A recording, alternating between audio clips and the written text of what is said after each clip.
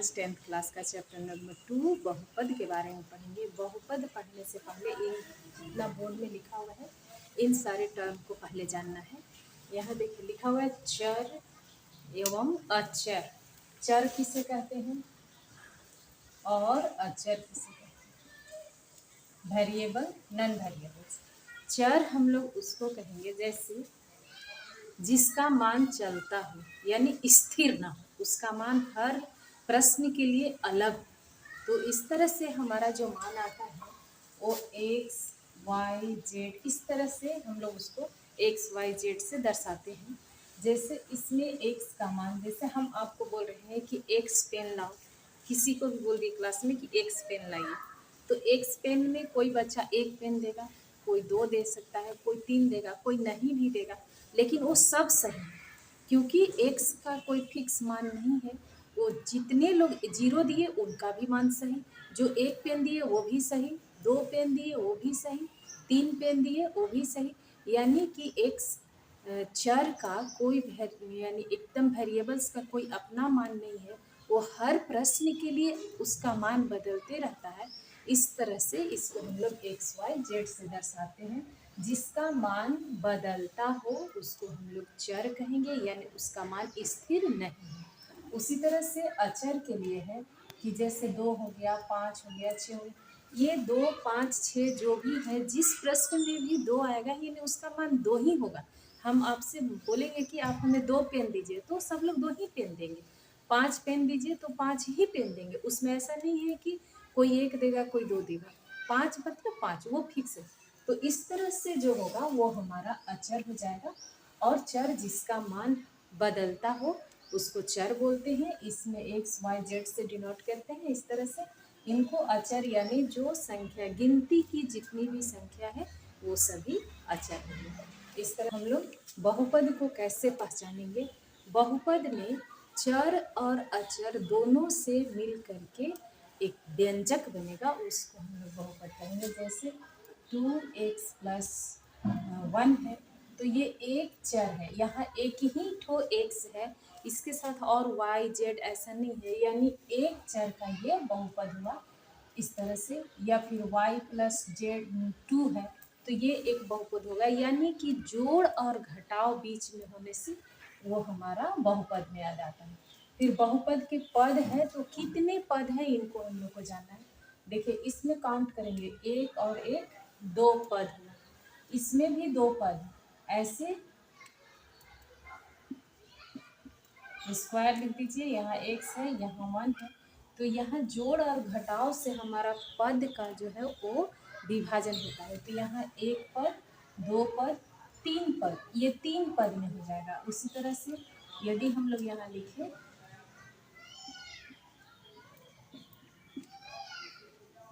+1, यदि ऐसा लिखेंगे तो ये कितने पद में होगा? इसको पहले ऐसा नहीं कि देख करके कह देंगे कि 4 पद है, नहीं, पहले इसको हल करना है।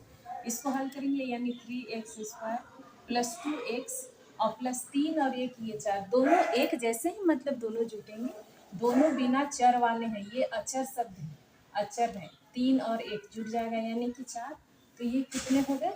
3 पद हो गए, इसमें 3 पद हो गए।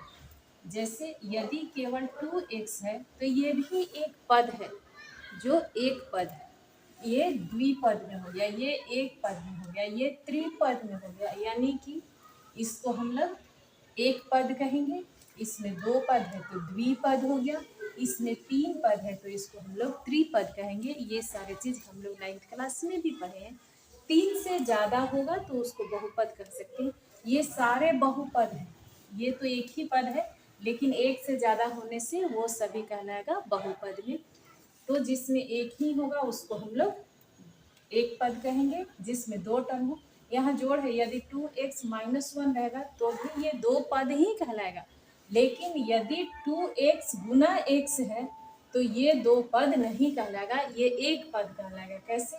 इसको हल करेंगे 2x², तो ये एक ही पद हुआ, यानी जोड़ और घटाव से हमारा पद का विभाजन होता है, उससे हम लोग काउंट करेंगे। गुना और भाग से पद को अलग नहीं करते। हम लोग 10th क्लास का चैप्टर नंबर 2 पढ़ रहे हैं, बहुपद। बहुपद पढ़ने से पहले कुछ टर्म है उनको जानेंगे। यहाँ लिखा हुआ है चर और अचर। चर किसको कहेंगे? जैसे हम आपको बोल रहे हैं कि आप एक्स पेन दीजिए, एक्स पेन मांगेंगे तो जितने भी क्लास में बच्चे हैं तो कोई एक पेन देगा, कोई दो देगा, कोई नहीं भी देगा, तो ये सब मान सही है क्योंकि एक्स का कोई अपना मान तो है नहीं, इसलिए वो सबका आंसर सही हुआ। सब लोग जितने दिए वो सब मान सही हुए। इस तरह से एक्स को हम लोग चर को हम लोग एक्स वाई जेड से दर्शाते हैं। एक्स वाई जेड यानी कि एक्स वाई जेड का कोई अपना वैल्यू नहीं है। हर प्रश्न के लिए एक्स का अलग अलग मान होता है और सब सही होता है। जैसे हम लोग कहेंगे कि जिसका मान स्थिर न हो, जिसका मान हर प्रश्न के लिए बदलता रहे, उसको हम लोग कहते हैं चर। और जिसका मान स्थिर हो उसको कहते हैं अचर। जैसे 5, 2 कुछ भी ले लीजिए। यदि 3 हमने लिया है तो 3 का मतलब 3 ही होगा। हम आपसे बोलेंगे कि 3 पेन लाइए तो सारे बच्चे 3 ही पेन लेंगे, लेकिन एक्स कहने का मतलब है उनको समझ में नहीं आया कि एक्स का क्या मतलब हुआ, तो जी अपने मन से उनको जितना समझ में आएगा वो अपना अपना हिसाब से पेन लेंगे और सब सही होंगे क्योंकि एक्स का कोई फिक्स मान है ही नहीं, इसलिए वो सारे सही है। उसी तरह से ये 3 जो है, 3 हमारा अचर है क्योंकि 3 का मान 3 ही होता है। हम यहाँ भी 3 बोलेंगे तो 3 ही होगा, कहीं भी 3 बोलेंगे तो 3 होगा, उसका एक ही मान हुआ, फिक्स मान हुआ, इसलिए 3 हमारा अचर है। यानी गिनती की जितने संख्या हैं वो सब क्या हो जाएंगे? अचर में आ जाएंगे। इस तरह से हम लोग चर और अचर जाने। अभी जानेंगे बहुपद को कैसे पहचाने। बहुपद यानी जिसमें पद के घात, देखिए घात क्या है? पद का जो भी पद है उस पद का मैक्सिमम पावर जो होगा वो उस पद का घात कहलाएगा। जैसे इसमें देखिए मैक्सिमम पावर कितना है? 3 है, तो इस पद का घात कितना हो गया? 3 हो गया। यहाँ कितना है? 1 है, यानी इसका घात कितना हो जाएगा? 1 होगा।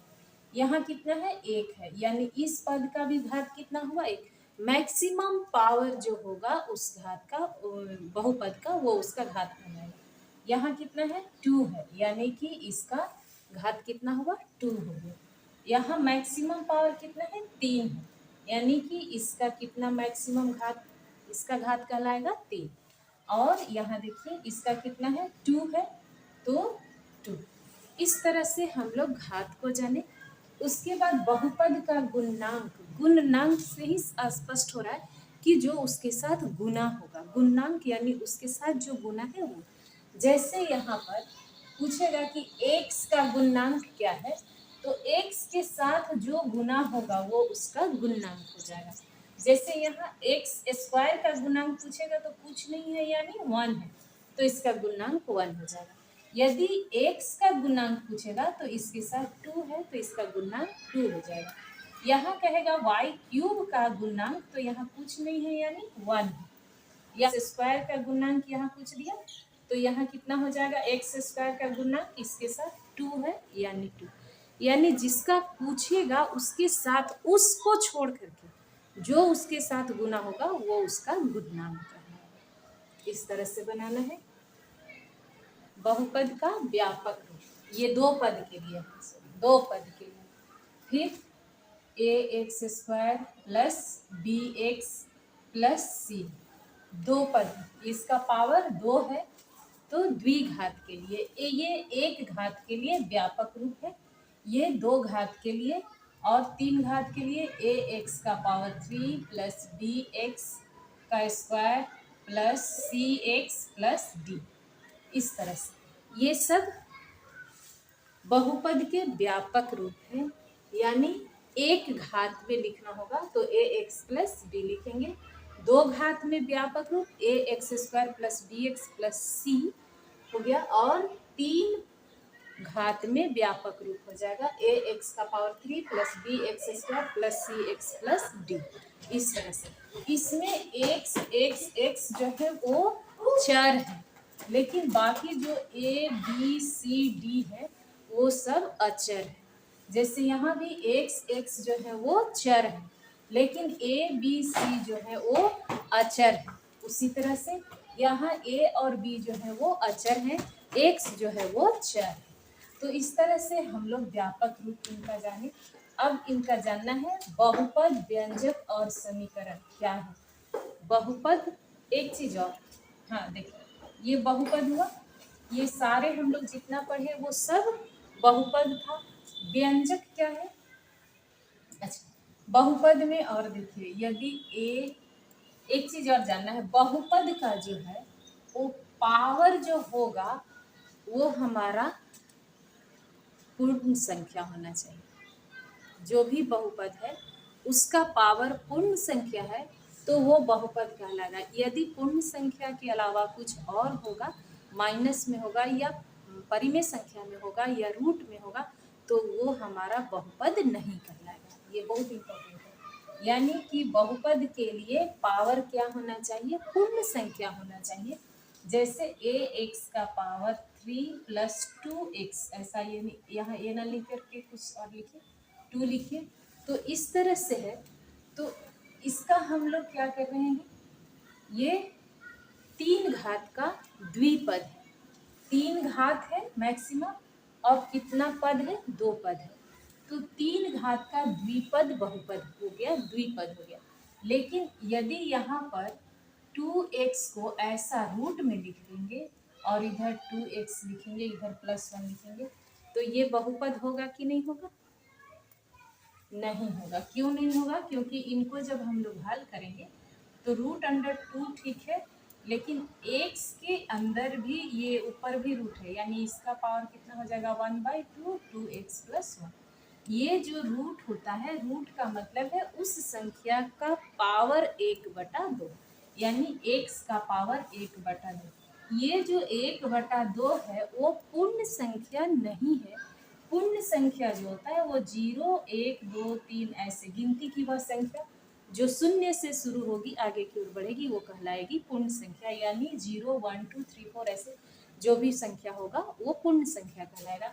लेकिन यहाँ पर x का पावर 1/2 है तो यह बहुपद नहीं कहलाएगा। और एक बात यहाँ देखिए, यदि x का पावर में -3 है या फिर +x का पावर -2 1 ऐसा है, तो ये भी हमारा बहुपद नहीं कहलाएगा। क्यों नहीं कहलाएगा, क्योंकि हमारा -3 जो पावर में है वो हमारा पूर्ण संख्या नहीं है। 3 हमारा पूर्ण संख्या, -3 हमारा पूर्ण संख्या नहीं है।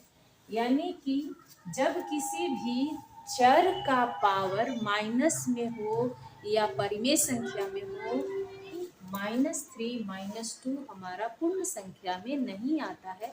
पूर्ण संख्या शून्य से शुरू होता है, 0 1 2 3 4 रहेगा तो वो आ जाएगा इस तरह से। तो यदि ये बहुपद नहीं है तो ये क्या कहलाएंगे, यह एक व्यंजक कहलाएंगे, ये एक व्यंजक कहलाएंगे। यानी ये बहुपद नहीं है, ये व्यंजक है जो चर और अचर पद से मिलकर के बना हुआ है। तो इसमें देखिए ये सारे जितने हैं ये सब हमारा व्यंजक है, लेकिन व्यंजक में विशेष नाम उनको दिया गया है बहुपद। जिनका पावर पूर्ण संख्या होगा, यानी जिनका चर का पावर पूर्ण संख्या में होगा तो उनको नाम दिया गया है बहुपद। और जिनका पावर में कुछ भी हो, निगेटिव नंबर हो, पॉजिटिव नंबर हो, यानी 1/2 में हो या रूट्स में हो, क्यूब रूट्स में हो, चाहे किसी भी रूट में होगा, तो वो सारे व्यंजक हैं। लेकिन व्यंजक में भी विशेष नाम उनको दिया गया है बहुपद। जिनका पावर में पूर्ण संख्या होगा उनको हम लोग कहेंगे बहुपद। उसके बाद यहाँ एक शब्द और लिखा हुआ है समीकरण, यानी कि ये बहुपद है, लेकिन जैसे ही इसमें समता का नियम लग जाएगा यानी बराबर का चिन्ह लग जाएगा तो वो कहलाएगा समीकरण।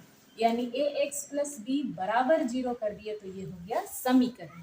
यहाँ भी बराबर 0 कर दिए तो ये हो गया समीकरण।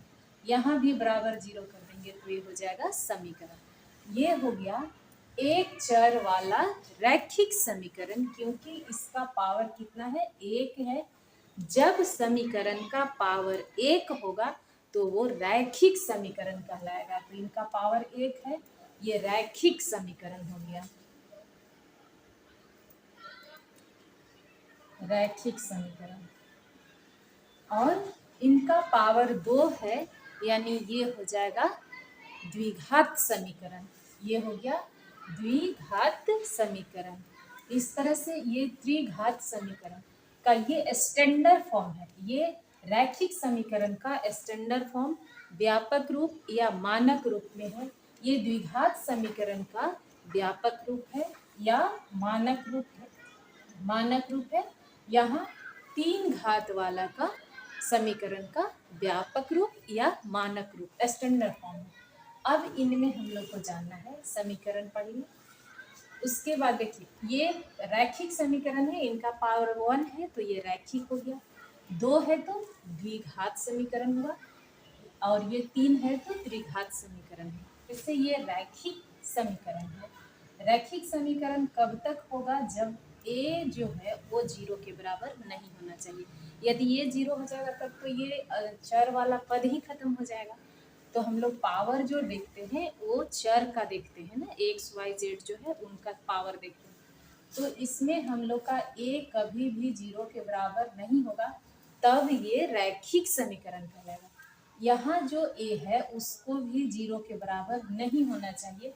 यदि ये 0 हो गया तो ये पूरा पार्ट 0 हो जाएगा, फिर इसमें x का पावर 1 बचेगा, तो इसको हम लोग द्विघात समीकरण में नहीं ले सकेंगे। तो ये 0 हो सकता है लेकिन ये 0 नहीं होना चाहिए। a कभी भी 0 नहीं होना चाहिए, तभी ये क्या कहलाएगा? द्विघात समीकरण। ठीक वैसे ही यहाँ भी जो मैक्सिमम पावर के साथ में a है उसको 0 के बराबर नहीं होना है। यदि वो 0 हो गया तो ये त्रिघात नहीं कहलाएगा। ये 0 हो जाएगा तो इधर जो मैक्सिमम पावर होगा घात का पद कहलाएगा। गुणांक पढ़े और उसका शून्यक पढ़ना है। जैसे जो भी बहुपद होगा उसका शून्यक कैसे निकालना है। जैसे ax प्लस b है तो इसका शून्यक क्या होगा ये हम लोग को जानना है। शून्यक का मतलब है कि x का वह मान जिसको इसमें रख दिया जाए तो वो शून्य के बराबर हो जाए। यानी जो भी चर होगा उसका मान इसमें रख देना है और उसका पूरा हल करने पर वो शून्य आ जाता है, यानी कि वो उसका शून्यक होगा। इस तरह से तो हमारा यहाँ इतना बराबर सीधा सीधा 0 करना है और x का मान निकाल देना है। इसको बराबर के उधर भेजेंगे तो ax बराबर -b और x बराबर लिखेंगे तो -b/a, यानी कि इस बहुपद का इस ax प्लस b जो है, अभी तो इतना बराबर 0 करने से ये समीकरण हो गया, लेकिन ax प्लस b जो बहुपद था उसका शून्यक हो गया -b/a, यानी कि -b/a यहाँ रख देने से ये शून्य के बराबर हो जाएगा। तो जिस भी बहुपद में x का मान रखने से वो शून्य के बराबर हो जाता है तो वो उसका शून्यक कहलाता है। तो इस तरह से हम लोग आगे पढ़ेंगे इसको शून्य के बारे में। अभी यहाँ देखिए क्वेश्चन, ये एक्सरसाइज बोर्ड एग्जाम में एक प्रश्न पक्का रहेगा और सबसे आसान प्रश्न। इसमें आपसे पूछ रहा है कि y बराबर px के px का शून्यकों की संख्या ज्ञात करना है, यानी कि वह कौन कौन सा मान है जिसमें वो x का मान शून्य पर आ जाता है, यानी शून्य के बराबर हो जाता है। यानी x का कौन मान रखेंगे जो उसमें समीकरण जो भी बहुपद होगा वो शून्य हो जाएगा। तो यहाँ हम लोग को केवल देख करके निकालना है। यहाँ देखिए x अक्ष पर जहाँ जहाँ कट करेगा वहाँ हम लोगों का शून्यकों की संख्या होगी।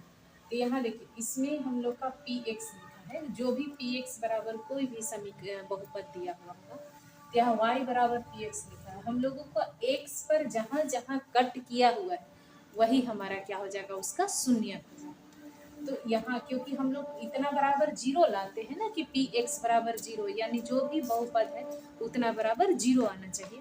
तो 0 करेंगे यानी y का मान 0 हो जाना चाहिए।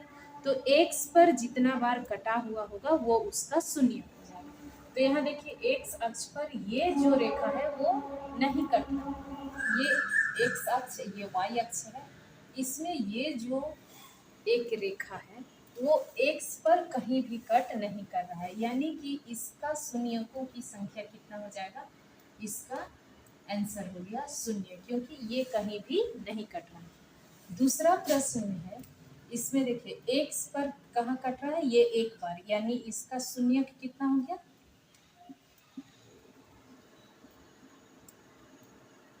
शून्य एक, क्योंकि केवल एक लिखना है, यही आपका आंसर होगा। ये एक बार कट कर रहा है, ये हो गया। इसमें शून्य कितना होगा, यहाँ एक, दो और ये तीन, यानी इसमें शून्य कितने हो गए, तीन।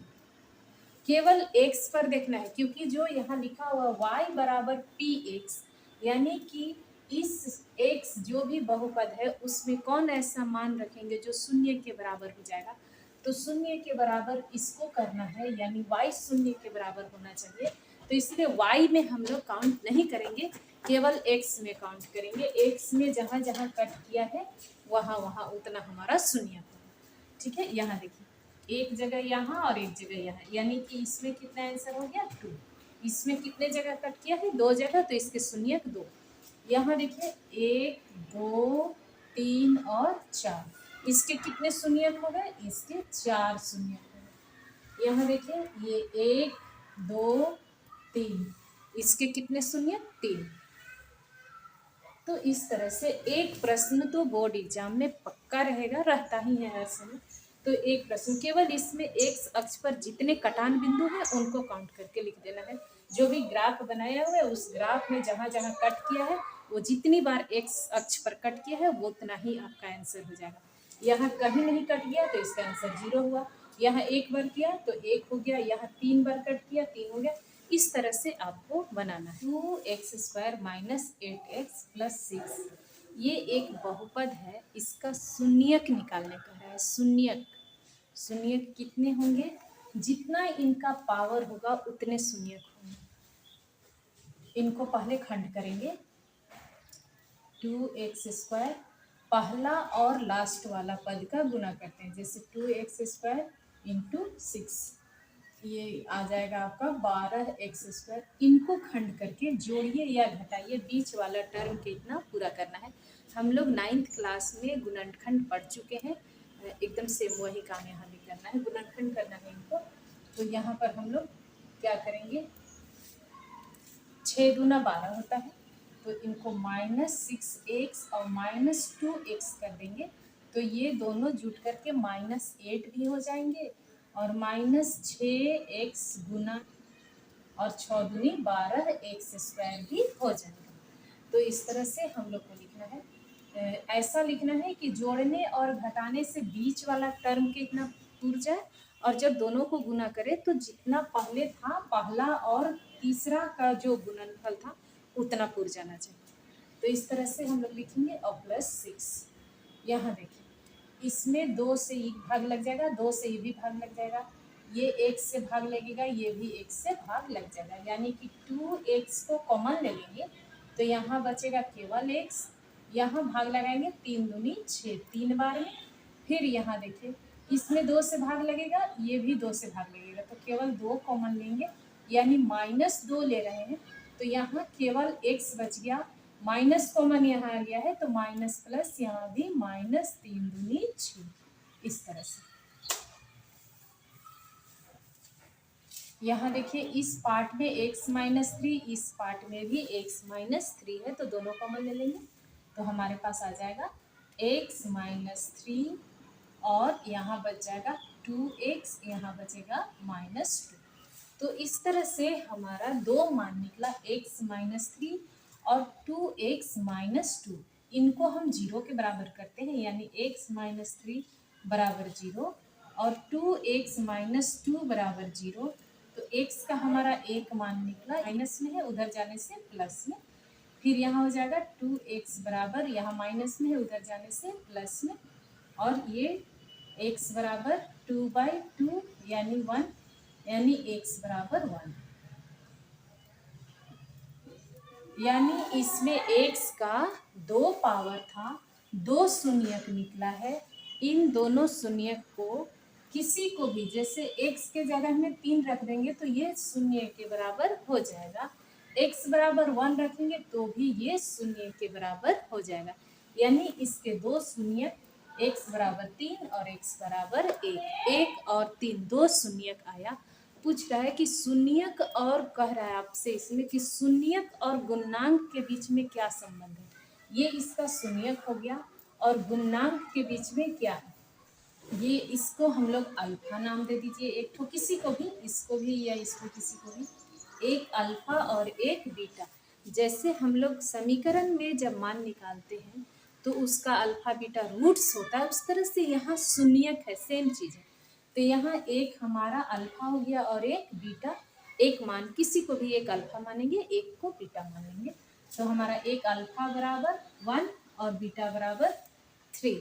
ये व्यापक रूप है a x square plus b x plus c, बहुपद, द्विबहुपद का यानी कि व्यापक रूप है। तो इसका दो रूट्स होंगे यानी दो शून्यक होंगे, अल्फा और बीटा। तो इनके अल्फा और बीटा का जोड़ यानी शून्यकों का जोड़ जो होता है वो माइनस बी बटा ए होता है। यानी यहाँ माइनस बी जो है वो माइनस किसका हो गया, एक्स का गुणा,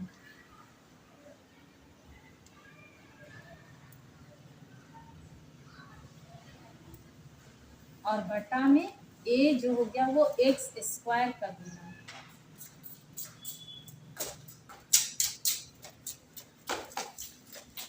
इस तरह से, और अल्फा इंटू बीटा करते हैं तो अल्फा इंटू बीटा बराबर हो जाता है ये सी बटा ए, यानी कि अचर, अचर बटा एक्स स्क्वायर का गुना।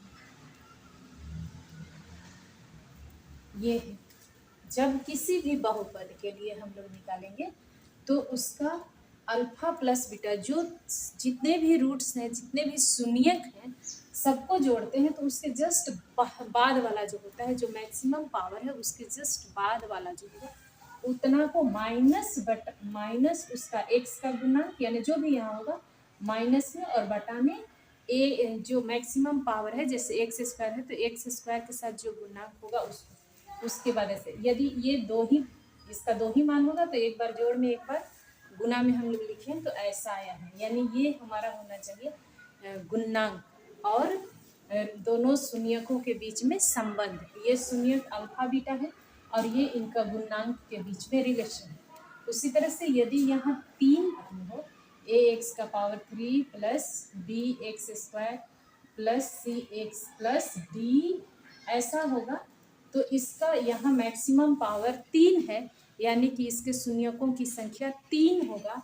तो हम लोग मान लेंगे अल्फा बीटा और गामा, फिर इन तीनों का जोड़ होगा जो हम लोग शून्यक और इनके गुणांक के बीच में किस तरह से दोनों के बीच में संबंध है उसको देखिए। Alpha plus beta plus gamma इतना बराबर हो जाएगा, देखिए ये मैक्सिमम पावर है, उसके जस्ट बाद वाला तो माइनस बी बटा ए, यानी कि x square minus x square का गुणांक बटा में एक्स क्यूब का गुणांक। और जब इनको गुना करेंगे तो यहाँ देखिए एक इसके साथ गुना होगा, इनके साथ गुना होगा और ये इसके साथ भी गुना होगा, यानी कि alpha into beta, beta into gamma और गामा इंटू अल्फा। तो ये यहाँ हम लोग लिख चुके हैं। उसके बाद ये वाला सेकंड वाला टर्म में प्लस में सी बटा ए, यानी कि हमारा हो गया एक्स का गुणांक बटा में एक्स क्यूब का गुणांक। अब ये तीनों का एक बार गुना हो जाएगा, यानी alpha into beta into gamma, तो अचर पद बी बटा ए, यानी अचर पद बटा में एक्स क्यूब का गुना। आपके लिए दो ही टर्म में पूछता है, एक्स स्क्वायर में ही पूछता है, ये तीन घात में नहीं पूछता है। फिर भी जानना है, जब तीन घात में रहे तो alpha plus beta plus gamma बराबर ऐसे लिखना है, और दो दो का गुना करेंगे तो ऐसे होगा, फिर तीनों का गुना करेंगे तो इससे हमारा गुणांक और शून्यकों के बीच का संबंध होता है। एक शून्यक अल्फा है और एक बीटा है, अल्फा का मान 1, बीटा का मान 3। अब इनमें अल्फा और बीटा जो शून्यक है उनके और इनके गुणांक के बीच में संबंध देखिए।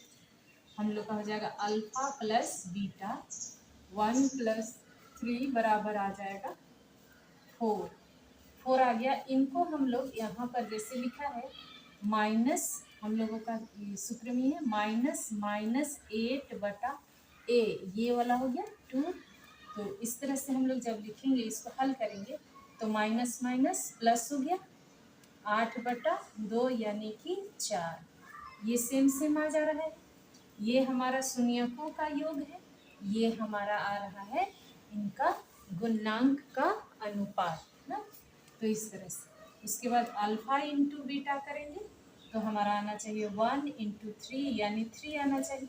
और यहाँ पर हम लोग लिखेंगे अचर पद, अचर पद हमारा क्या है 6 और बटा में आ जाएगा 2, तो मान आ गया 3 यानी 3 के बराबर, 3 3 के बराबर। तो इस तरह से शून्यक जो है उनका जोड़ और जो शून्यक का गुणनफल है वो उन्हीं से ये बहुपद बना हुआ है।